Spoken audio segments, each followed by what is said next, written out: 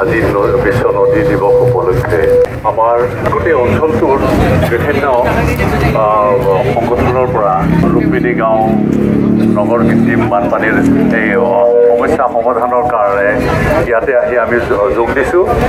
আমি সুপ্ৰভাত কলাক্ষেত্ৰ এটা বিশাল এটা দলো আমি ইয়াতে আহি পেলাই যোগ দিছোঁ আৰু বিভিন্ন ইয়াতে আমি দেখিছোঁ বিভিন্ন সংগঠনেও আহি পেলাই ইয়াতে যোগ দিছে।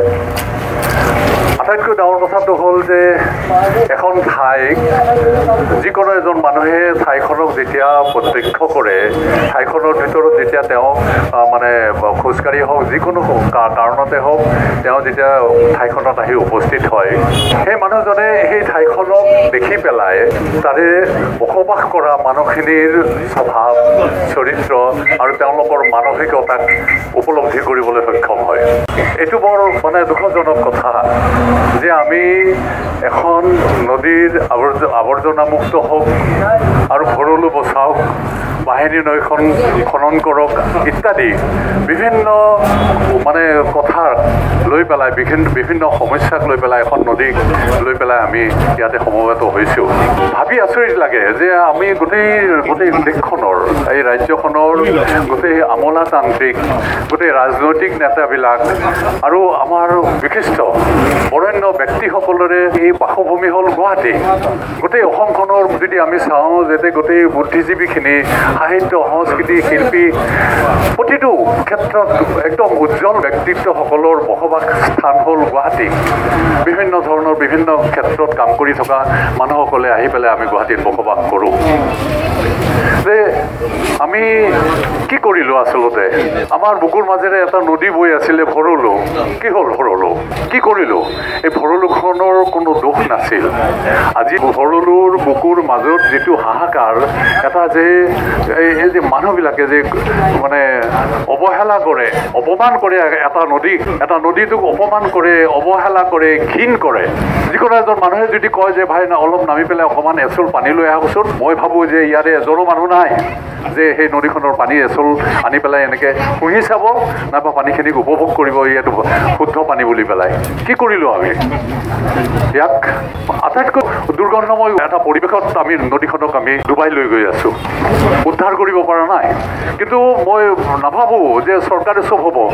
চৰকাৰ চব নহয়।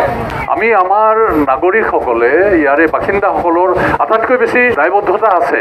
সদায় কোমল এখন ভূমিৰ ওপৰত আমি মানে সদায় চলাচল কৰি আছোঁ। জীৱন যাত্ৰাৰ সকলো সম্পদক আমি আহৰণ কৰি আছোঁ এই পথবোৰৰ মাজেৰে, আৰু এই পথবোৰৰ কাষে কাষে এই নদীবিলাক আছে। আৰু আমি গোটেই জীৱনৰ যিমান আৱৰ্জনা আছে, ঘৰৰ যিমান পলিথিনৰ পৰা আদি কৰি সমস্ত আৱৰ্জনা আমি এই নদীটোত দিওঁ। মই বহুত ক্ষেত্ৰত দেখিছোঁ মানুহে পায়খানাত মানে টেংকিৰ গোটেই পাইপডাল আনি পেলাই ইয়াতে থৈ দিছে। কি কৰিলোঁ এই নদীখনৰ কাৰণে? একো কৰা নাই। আমি একো কৰা নাই যে এই নদীখনৰ কাৰণে আমি যিখিনি কৰিব লাগিছিল, ইয়াৰে যিটো দায়বদ্ধতা আছিল, চৰকাৰ আৰু এইবিলাক কথা পিছত কথা থাকিব।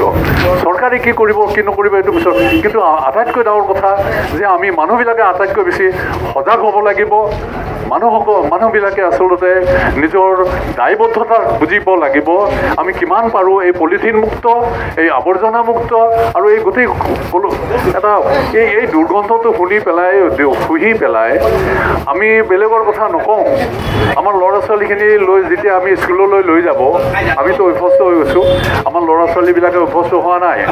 তেওঁলোকে উঠি অহা এটা জীৱনৰ এটা পৰিক্ৰমা আৰম্ভ কৰে, যাত্ৰা এটা আৰম্ভ কৰে শিক্ষাৰ পৰা আদি কৰি। তেওঁলোকে মাক বাপেকক সোধে যে ইমান দুৰ্গন্ধ, ঘিণ লাগে মোৰ দেউতা। এই বস্তুবিলাক পৰিৱেশবিলাক আমিয়ে তৈয়াৰ কৰিছোঁ।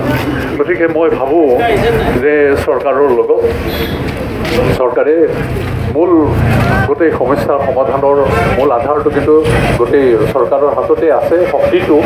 কিন্তু তাৰ লগতে আমাৰ জ্যেষ্ঠ নাগৰিকসকলৰ, আমাৰ ইয়াতে বসবাস কৰা নাগৰিকসকলৰ আটাইতকৈ বেছি গুৰুত্বপূৰ্ণ ভূমিকা আছে আৰু তেওঁলোকৰ গভীৰ দায়িত্ব আছে।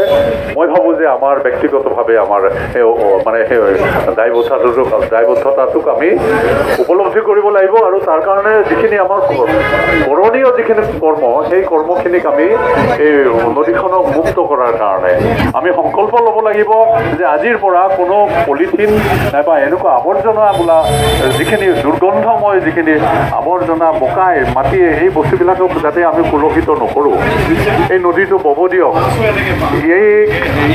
এই নদীটোৰ পাৰত আচলতে আমি এটা দীঘলীয়া এটা স্পেচ এৰিব লাগিছিল য'ত আমি ফুল ফুলাব লাগিছিল ফুল ফুলিব লাগিছিল আমি এই নদীখনৰ কাষে কাষে এটা পৰিৱেশ তৈয়াৰ কৰিব লাগিছিল এই বস্তুবিলাক লাগিছিল আমি কৰিছোঁ কি পাৰিলে নদীটোৰ মাজলৈ ৱাল গাঁঠিছোঁ আমাক মানে ইমানেই স্বাৰ্থপৰ আমি মানুহৰ ইমানেই সম্পদ লাগে পাৰিলে নদীখন গোটেইখন লৈ পেলাই এইটো মাৰি পেলাই আমি কিবা এটা বিল্ডিং উঠাম কিবা এটা কৰিম এই মানসিকতাটো ইমান ভয়ানক যে আমি আমাৰ গোটেই এই নদীটো সৰু কৰি পেলাইছোঁ এই নদীটোক ববৰ কাৰণে আমি বাধা প্ৰদান কৰি আছোঁ আমি ভাবোঁ আমাৰ লগত আৰু কিছু মানুহ আহিব লাগিব সমাজখনক আমি আকৌ আগুৱাই লৈ আহিব লাগিব এটা শুদ্ধ পথত আমাৰ পথঘাটবিলাকক আমি মানে সুন্দৰ কৰাৰ এটা প্ৰয়াস থাকিব লাগিব এই আশা আৰু এই কথাখিনি কৈ মোৰ বক্তব্য সামৰিলোঁ আৰু আজিৰ এই মুহূৰ্তত আপোনালোকক এনেকৈ দেখি এটা মনৰ মাজত এটা উৎসাহ